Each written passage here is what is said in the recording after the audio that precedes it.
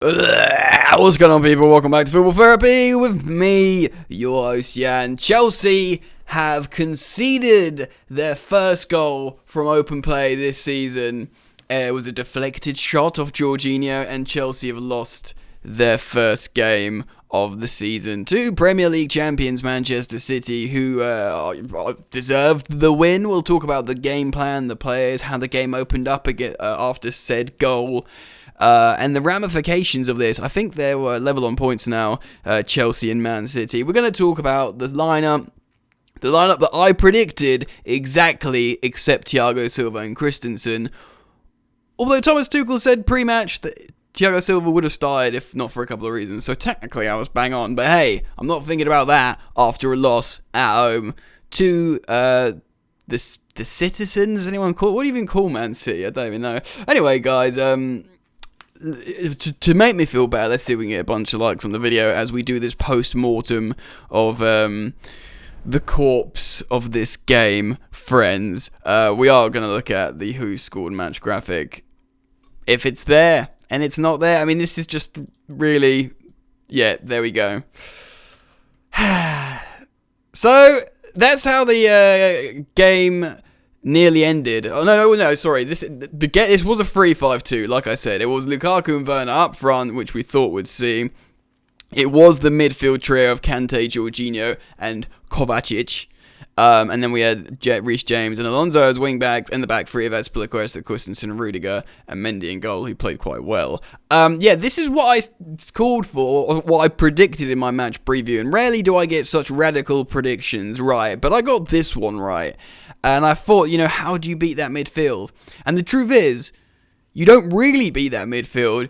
You can batter the midfield and defence, but it took a deflected shot to beat Chelsea. But that doesn't mean I condone the approach in hindsight. And my desired approach, my prediction, do you know what I mean? This is what I was calling for, but it was the wrong thing to do. Do you know what I mean? Like, in hindsight, because the space between the midfield and the strikers was far too great. I understand how in theory it's good, amazing midfielders, dominating. If you look at Rodri, De Bruyne and Silva versus Kante, Jorginho and Kovacic, and you say which midfield here is going to dominate the midfield, maybe hold the play, you go Chelsea's midfield.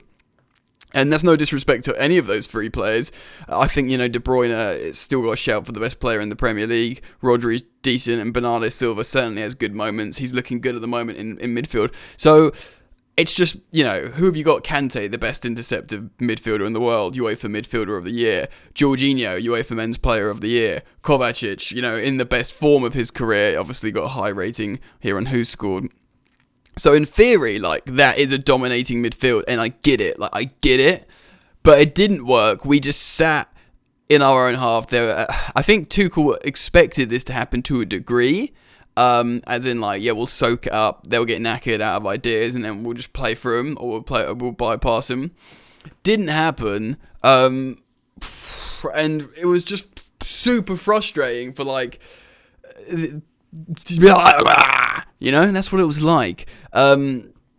So they get the break. Let's have a look at this freaking timeline. It was the 53rd minute, so second half. Something's got to give. João Cancelo assisted a Gabriel Jesus goal, kind of, and it was deflected off Jorginho, leaving Mendy rooted, and at the 60th minute, we make the change to change the shape, and N'Golo Kante, who comes off, who didn't have the best game, by the way. It's weird. I think he does play better in it too, even if he's occupying the same space. So, okay. Kai Havertz comes on, we go to a 3-4-3, and the game opens up, and we suddenly start playing in the Man City half. And it makes you think, we should have done this from the beginning.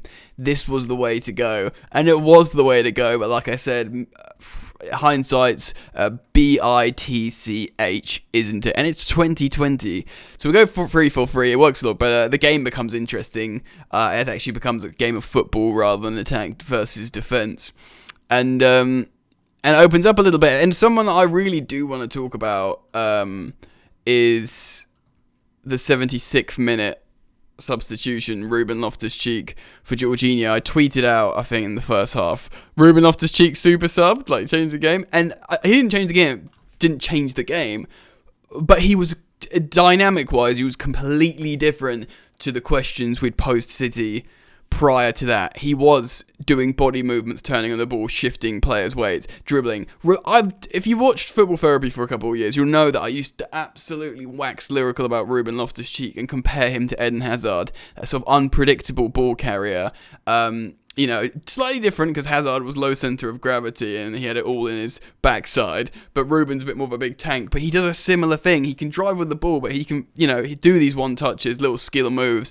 And it was actually, to a degree, in terms of playing progression of the pitch, it was playing dividends, if I can speak. So I wanted to shout out Ruben Loftus-Cheek.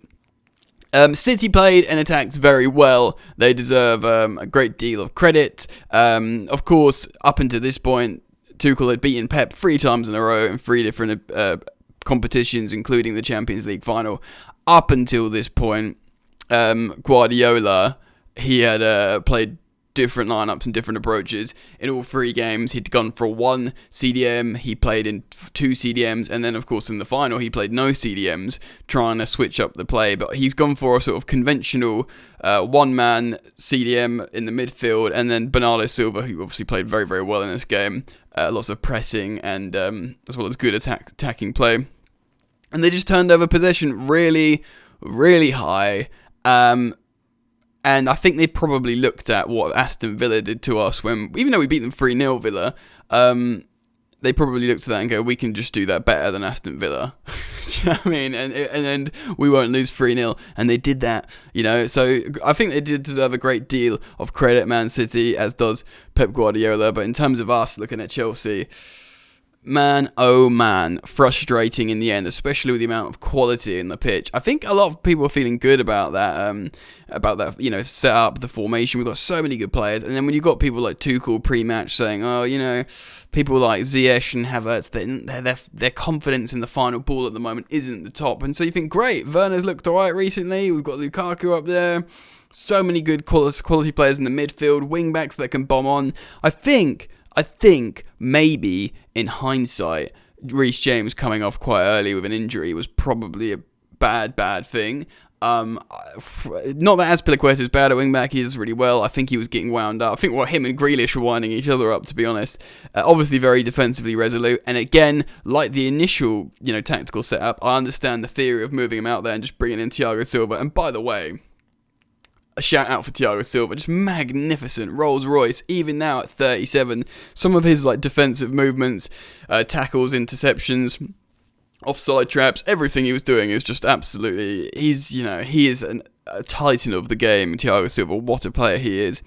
So yeah, I'll shout out for him, but maybe had Reece James not came off and got injured, maybe there'd be a little bit more better service into Romelu Lukaku on the wide flank. Maybe there'd be a little bit of a better engine, getting up and down and getting behind Grealish and putting in crosses.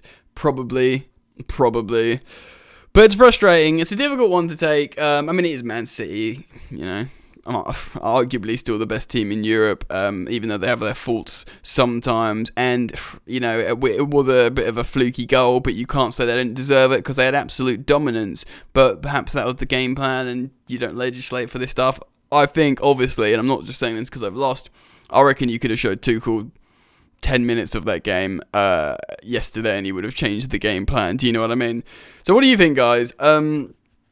It's a bummer we have to talk about our first loss and our first goal conceded from open play, but it happens in football, and hopefully, the young team will learn together and hopefully develop from here. Ultimately, we didn't get, we didn't get battered by City, and that's happened before, so, hey, positive. Drop like on video for Jan. Guys, try and enjoy the football, and I'll see you later.